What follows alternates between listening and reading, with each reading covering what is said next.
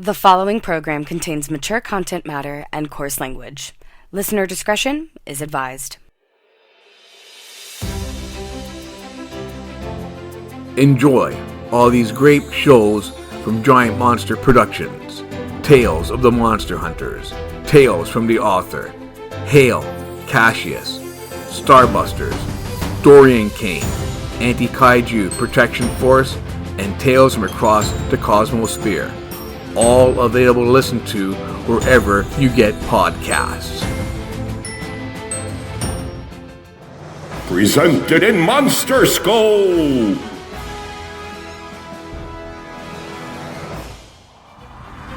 Giant Monster Production presents...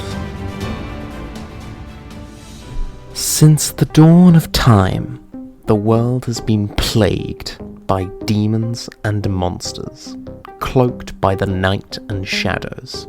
However, humanity found out about these creatures and sent out brave men and women to defend their homelands. These are the tales of the Monster Hunters.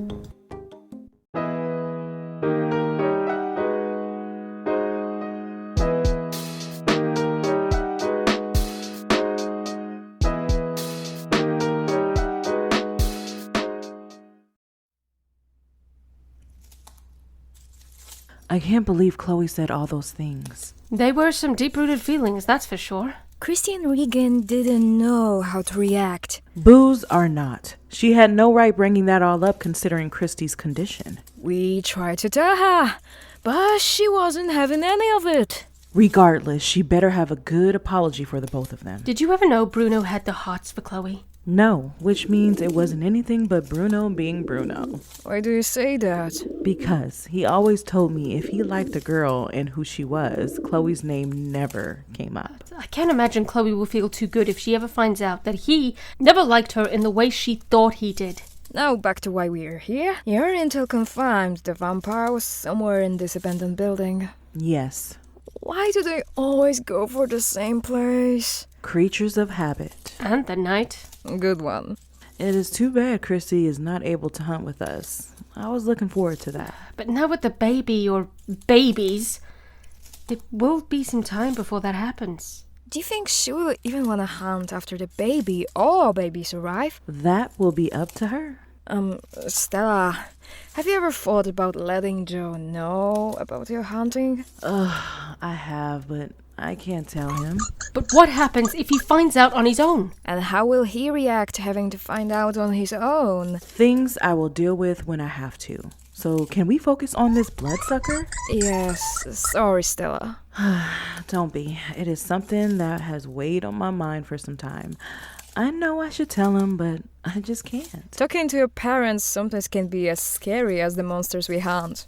Just imagine how hard it must be when your parent is known as the wolf killer. Really, Scarlet? I'm just saying.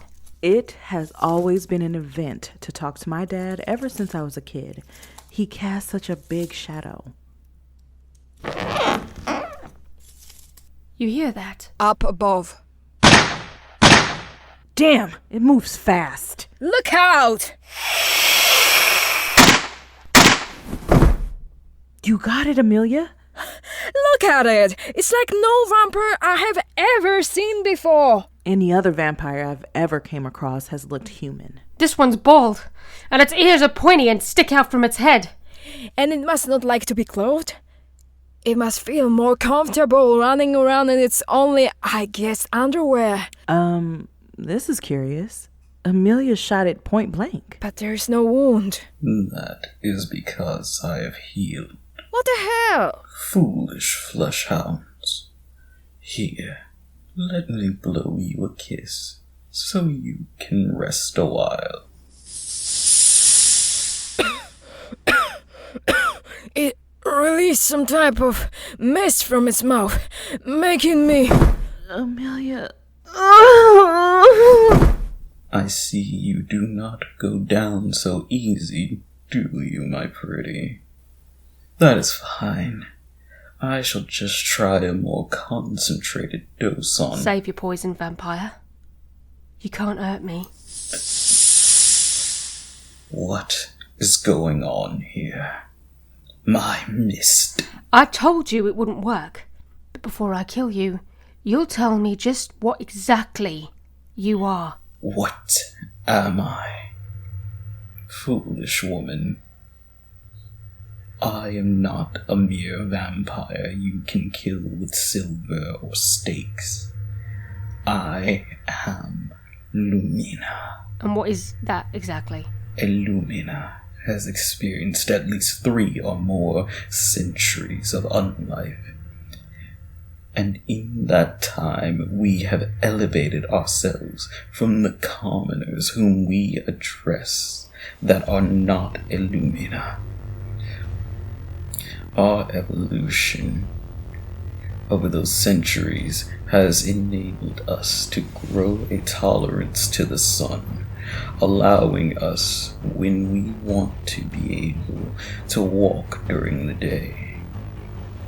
I don't know how you common humans were able to track me, and how you are able to resist my sleep mist, but that will not matter in a moment. Once I hit you with a more concentrated dose of my mist, you will fall into slumber. Then, and only then, I make you one of my brides. I don't understand. How are you still standing? Now it's my turn to share, Lumina. No. What is this? You look like... No, it can't be! Yeah, I'm a Reaper, Lumina. And you've lived longer than you should have, Dijon Rule. My name? You know my true name. Ah! No! This is one of the ways to kill a Lumina. By knowing the name of our true self. Oh, bollocks. He's gonna... explode. Into dust. Are you two okay? Next to the fox, I feel like a brick hit my head. I'm fine. What happened to the vampire? I'm not sure. It hit me with that mist and then began to monologue what it is before I passed out. When I came to, it was gone. Did you learn what type of vampire it was? We're dealing with a species of vampire here, called the Lumina. The Lumina? Are you sure? It told me as much. But I have never heard of the Lumina. Neither had I, until tonight. But I heard enough to know that these Lumina are not like any other vampire we've ever dealt with.